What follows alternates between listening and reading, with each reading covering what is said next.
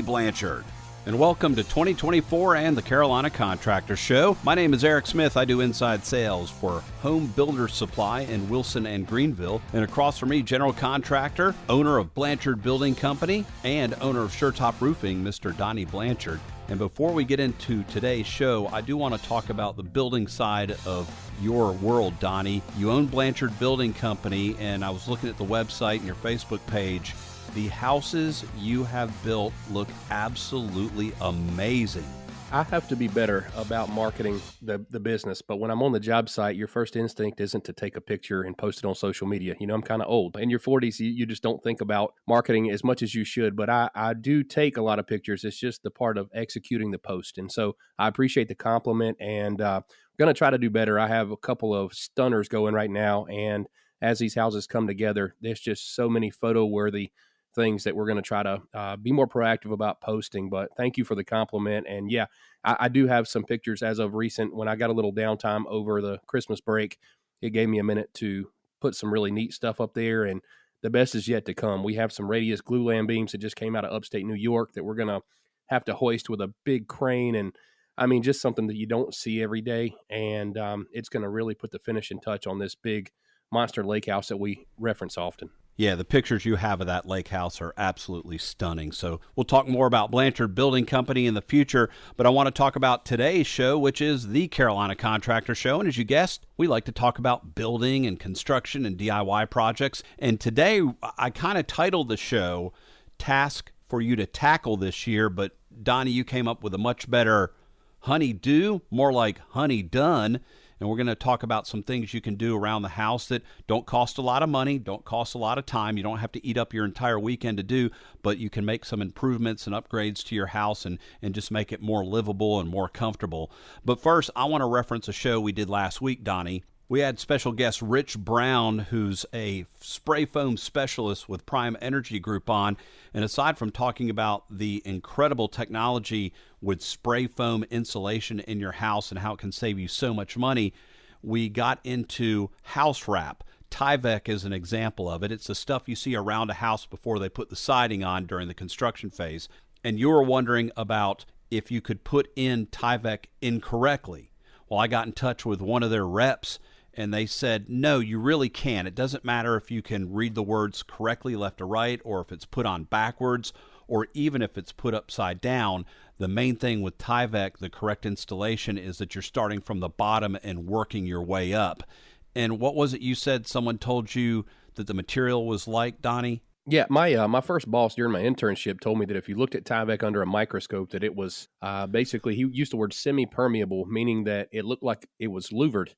And so if it were upside down, of course, those louvers would channel the water to the inside. So I don't know if he was correct at the time and Tyvek, adapted and overcorrected because they're at the mercy of the guys in the field that put that on.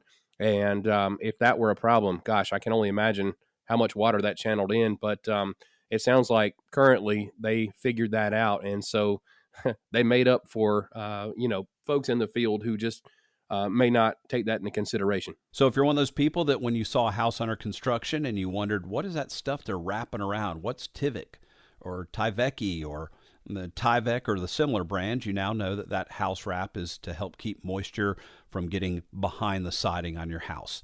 But let's jump into today's subject, and it's called honey do, more like honey done. These are some things you can do throughout the year to make your house better. It's not necessarily do-it-yourself projects, like you're not renovating your house or doing a whole room, but there's small things you can do to make your house more comfortable and more enjoyable.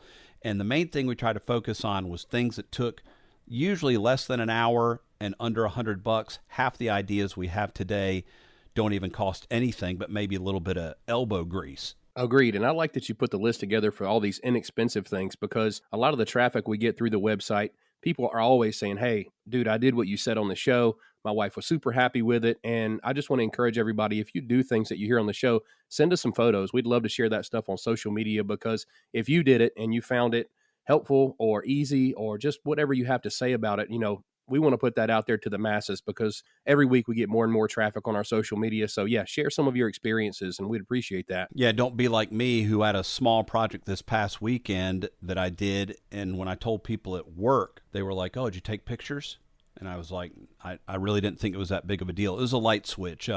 The switch had become faulty where you go to turn it on and it just kind of stuck in place. It wouldn't move. And I knew like a piece of plastic inside the cavity of the switch had probably broken. So turned off the breaker, used my voltage tester to confirm that the wire was dead, and put the switch in, switched it out, no pun intended.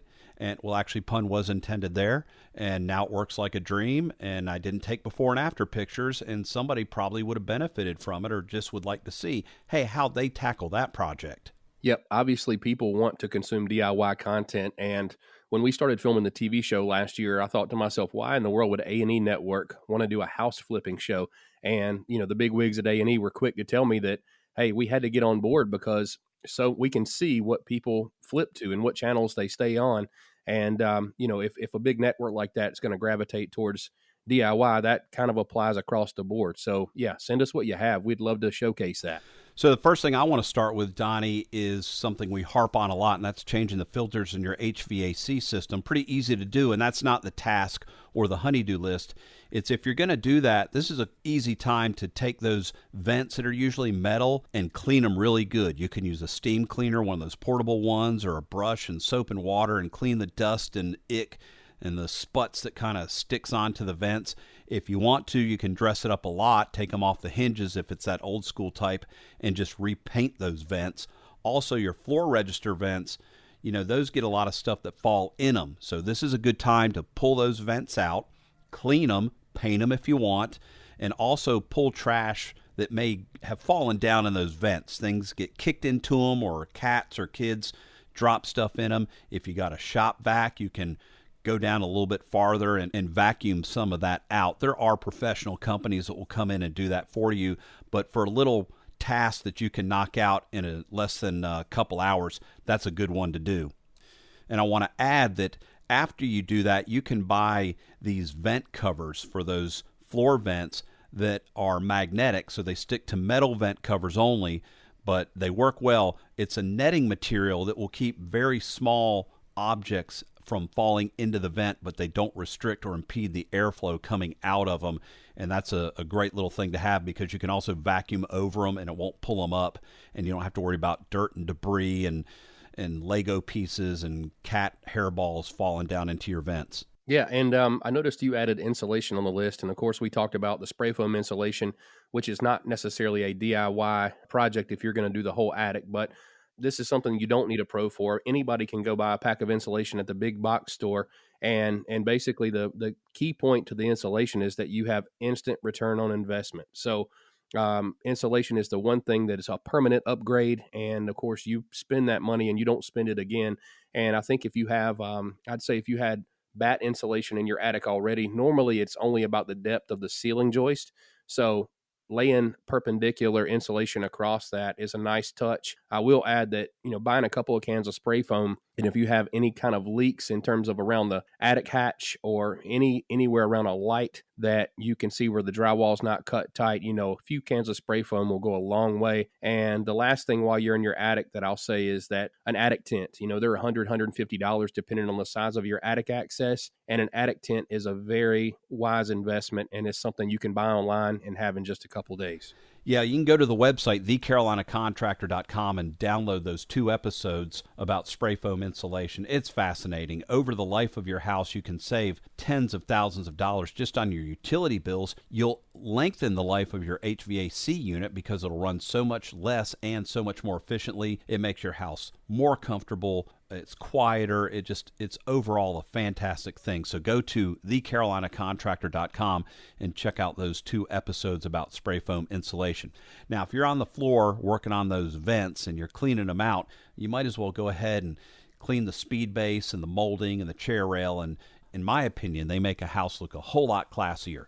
They also catch every piece of dirt and dust and smudge and peanut butter hands from toddlers, and you don't necessarily realize how dirty they are until you get like a wet rag and a light detergent and go over them and clean them, and it will instantly bring them back to life. Also, if you've got some dings or nicks in them, you can dress those up and and fix all the dings and dents in them. Absolutely. And I think that the baseboards, they kind of feel the progression of your children growing. If you have kids in the house, you've got everything from the walker and the stroller and all the things that are going to bump into the baseboards to, if you've got a kid whose feet gets a size bigger every year, he's kicking the baseboards, dropping his book bag down across them. And my baseboards and my casing, when you look at it's like they get progressively nicer as you walk through the house. So the door from the garage, you walk in and it looks like somebody's been chewing on the bathroom casing there. And, the baseboards, like you said, they're just dust magnets and dirt magnets. And I'm thinking to myself, who came in contact with these over and over and over? And I walk through the house and all I do is just don't touch the walls. But kids aren't like that. And of course, like you mentioned, if it's real wood and not the MDF product, you have the option to get some wood putty and you can tidy those up and paint those. And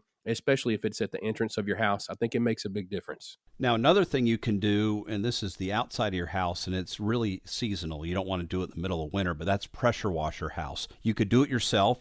Some people have great success with electric pressure washers, others using gas. You can hire a professional, which isn't a bad idea. The main thing to remember is your siding will be affected by the pressure and distance you keep the wand from the siding, so you need to know what your siding can take. My advice would be, if you're going to do it yourself, start farther back and at a low pressure and get closer to the house and increase the pressure until you see the effect of it taking off the dirt and grime, but it's not harming the siding. When it comes down to the big debate, electric versus gas, electric are cheaper, but it seems to me gas is a little bit more effective. Yeah, I just want to give a quick pro tip, and I'll say that I went through 2 electric pressure washers from the big box stores, and still, the Stihl folks, I've always been a Stihl guy in terms of weed eaters and chainsaws, and they really improved their line of electric battery-powered things and so forth. So I got an electric Stihl pressure washer, and it's been going strong for about 2 years, still less than $200. So I think that that's a worthy investment. So let's move on to curb appeal, and this usually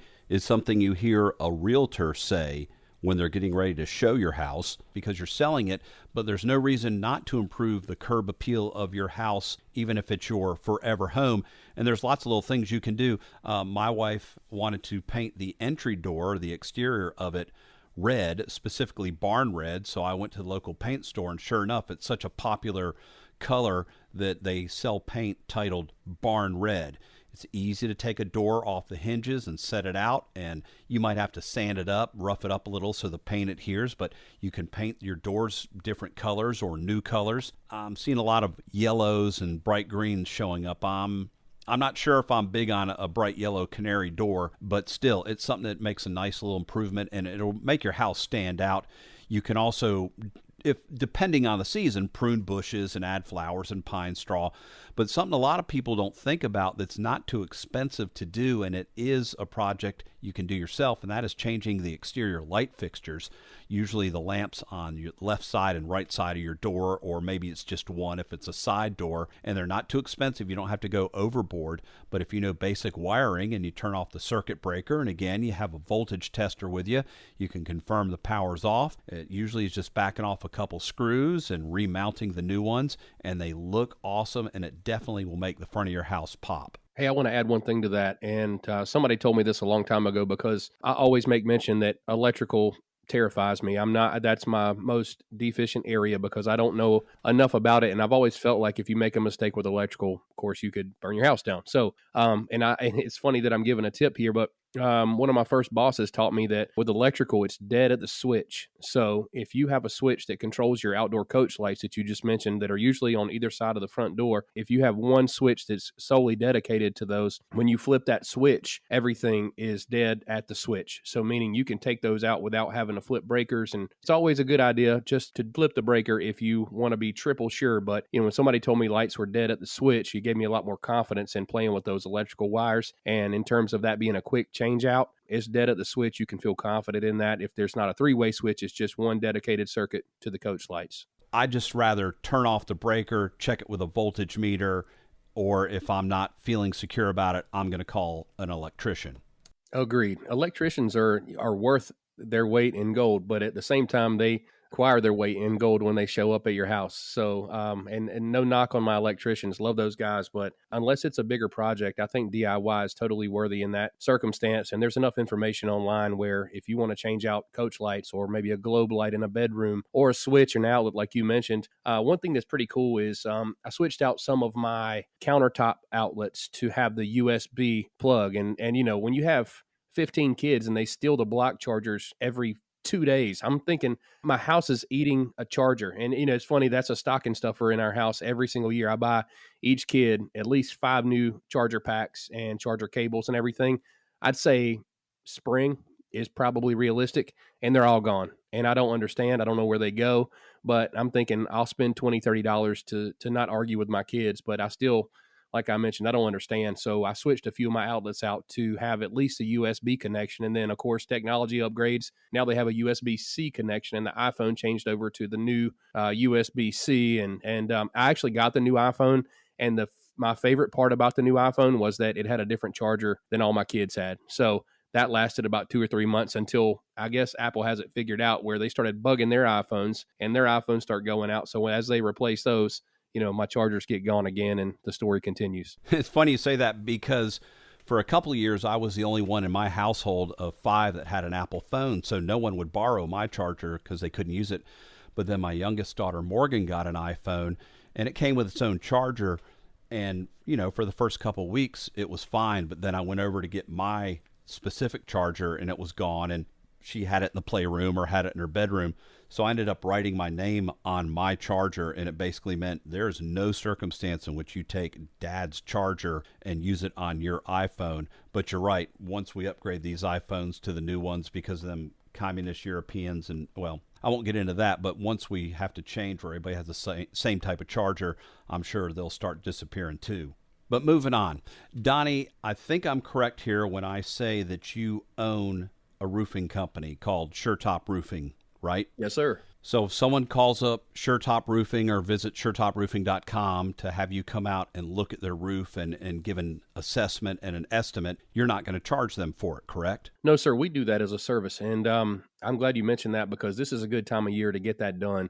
You know, when it's the sweltering heat in the middle of the summer, or, you know, we're right around the corner from that. But when it's really, really cold, you know, that's a time when it's not very common to do a roof replacement. However, having everything evaluated this time of year, the leaves are completely finished falling. Your roof isn't covered. You don't have the pollen that we're going to have here in a few months. But if you're thinking about doing a roof replacement, you know, there are still good days in the winter to do that. I will say that the inspection is the key. People don't consider, say, I have a 30-year shingle, and they think that you don't have to maintain that shingle over the 30-year time span. But depending on the manufacturer, you know, I want to do quotations, even though no one can see me here. There are builder grade shingles. And if you bought a house in a subdivision, more than likely that production builder had a deal worked out with a company that they probably don't have a good shingle. We use, you know, GAF, Certainteed, Owens Corning. Those are the big 3 in my world. I call it the Coke and the Pepsi, but those are the ones with the better warranties that will actually last 30 to 50 years, depending on the particular shingle you pick out. But there's a lot that can go on, and it's not just the shingles. Your vulnerable points are your flashing, your pipe boots,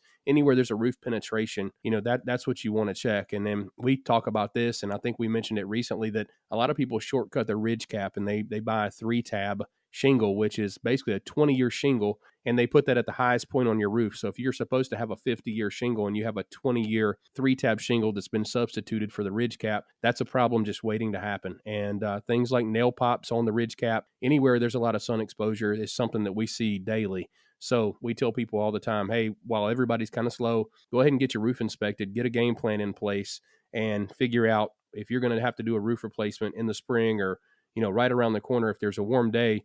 You know, it's something that can happen this time of year, but it's just a wise thing, because from the top down, protecting your house, you know, from the outside in is the name of the game. And even when it comes down to insurance, you know, the insurance companies expect for you to be proactive, and they expect for you to maintain that roof. I've even had to write letters, at least 1 or 2 a month, because insurance companies are tightening down so much that these people have to have their roof inspected and basically verified that they have an adequate lifespan left for what is supposed to be the life of the shingle. So yeah, things are changing a lot, and a roof inspection is just a good idea. I want to quickly address two things related to that, Donnie. Number one, if you get a new roof put on your house, be sure to let your homeowner's insurance company know because that could lower your deductible. Number two, make sure the installer is certified and that they're using the required products from the manufacturer that will keep the warranty intact. Starter strip is a big thing. A lot of guys save a few bucks and they use 3-tab.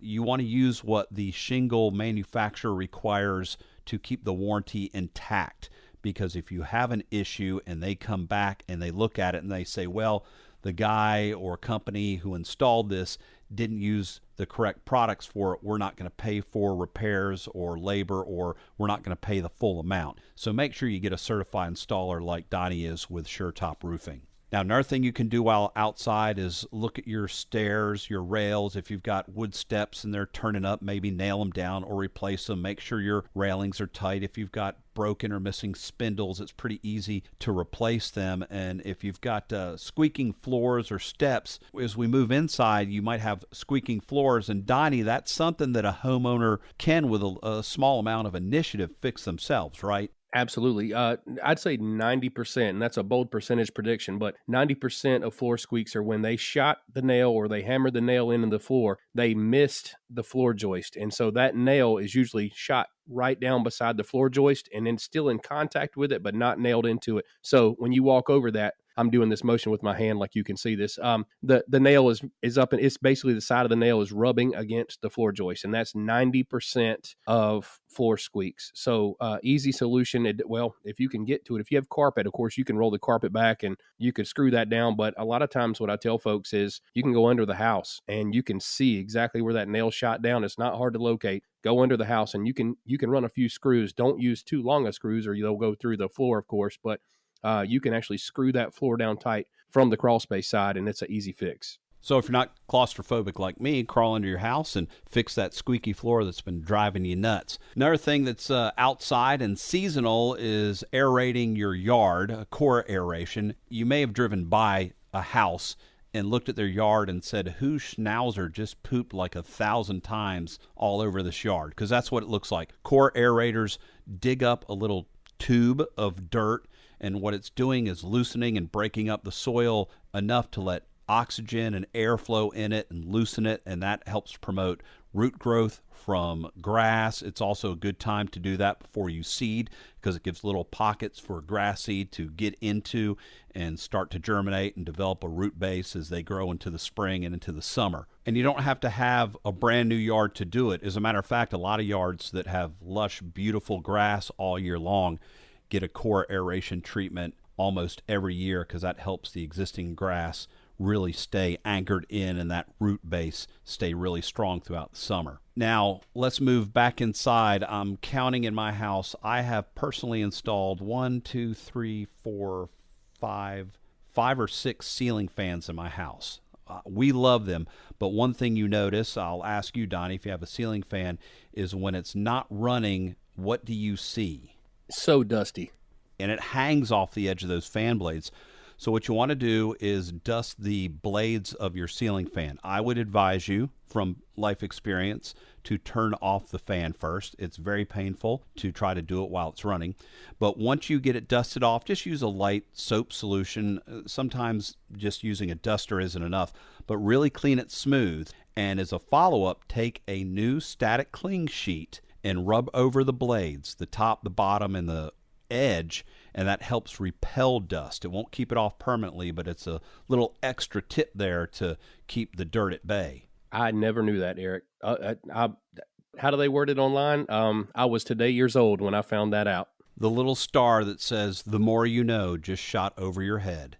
Now let's move to the laundry room and your dryer. This is something we hope you're already doing, and that is cleaning your dryer vent. I just do it before every load I put in the dryer. Different ones have different places and locations where they have their lint trap, but you pull that out and you want to make sure it's clear of any lint and that the screen doesn't have any obstructions in it, because that is a source for a fire, because lint will burn. I know some people that keep their lint to help start fires. I'm not going to keep my lint. I'm going to throw it away, but clean it out of your lint trap. Now, another thing you can do is clean the lint trap vent from the back of the dryer, you'll see usually some sort of metal piping that goes to the wall, and what that does is vent outside the house, but that can start to collect lint in it too, and you can call a company to fix it, but you can do it yourself. There's a couple ways. One of them are big brushes that you can buy, and you push down and it pushes the lint out the lint trap, and you can kind of clear it that way.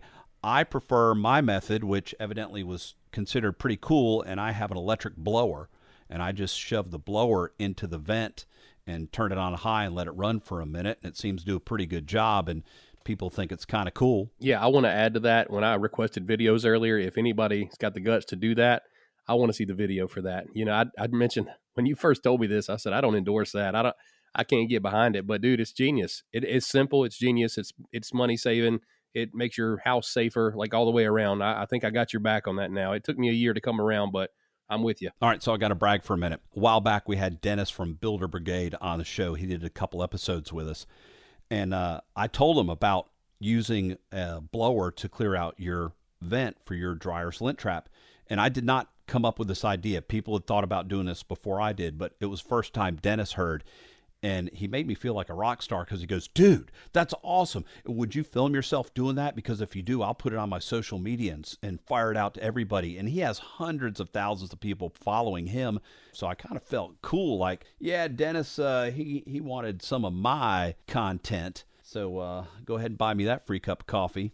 Now, another thing you can do is grab a wrench and some screwdrivers, maybe a ratchet set, walk around into your house and check all the screws, whether it's on door hinges or light fixtures or under tables, and see if anything's coming loose or backing off. And I was using this process when I found a leak in our kitchen sink. So our kitchen sink faucet has that detachable head that becomes a sprayer, and where it connects to the side of the faucet, it had started to back off and was just barely starting to drip. But you wouldn't see it because it's connected to the back of the faucet. So when you're just using the faucet normally, it was starting to want to drip there. And if I didn't do this checkup of walking around the house and tightening up screws and bolts and whatnot, that could have become a serious problem before it was discovered. I don't know if you've had anything like that, Donnie. Yeah, for sure. I'd say in my house, it's probably doorknobs, fan blades, hinges, things like that. And it's always the doors that get the most use. So, you know, of course, there's always the rooms in your house that you don't use very often. The door stays shut all the time, but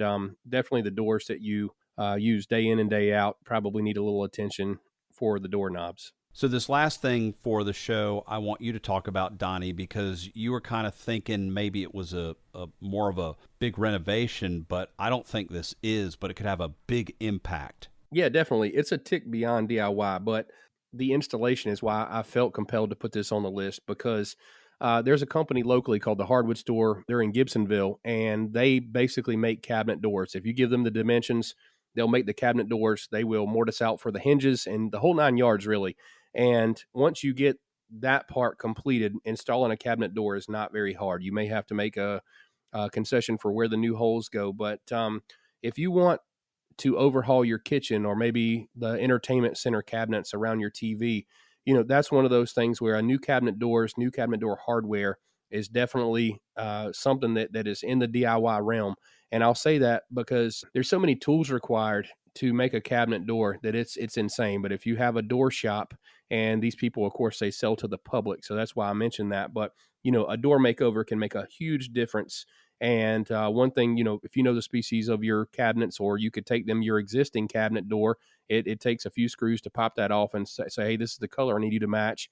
And they can usually do that. But even if you wanted to overhaul your cabinets to the tune of painting all the boxes and everything, they can do that as well. But that's one of those things where people want to spend umpteen dollars on new cabinets, and it's usually to the tune of $20,000-$30,000. New cabinet doors can do the exact same thing. And unless you're considering a remodel where you change the entire layout of your kitchen, you know, your kitchen is designed to house the cabinets in a certain fashion. So even if you do new cabinets, they're probably going to be the exact same shape. So it's amazing what new cabinet doors and new cabinet door hardware will do. And that's definitely something, especially if you're a little bit handy, is in the DIY category. Let me add something to that, Donnie. And you don't have to replace your cabinet doors to make a big change. And this definitely wouldn't take long. Just change the hardware. Think of your kitchen cabinets and your drawers, and they all have handles or knobs or something.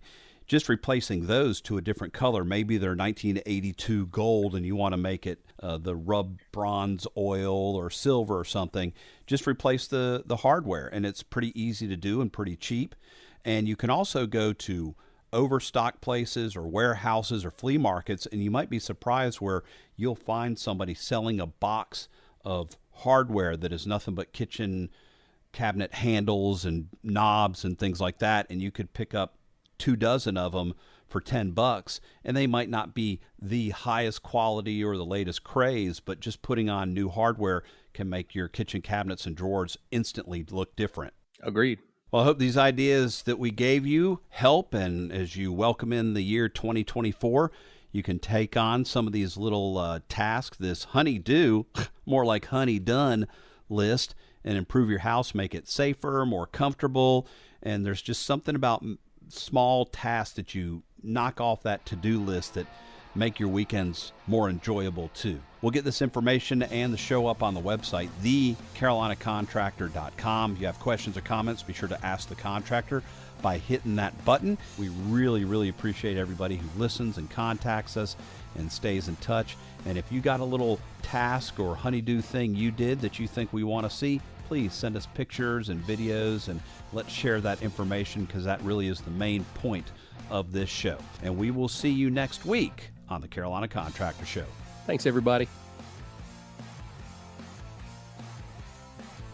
Thanks for listening to the Carolina Contractor Show. Learn more at thecarolinacontractor.com.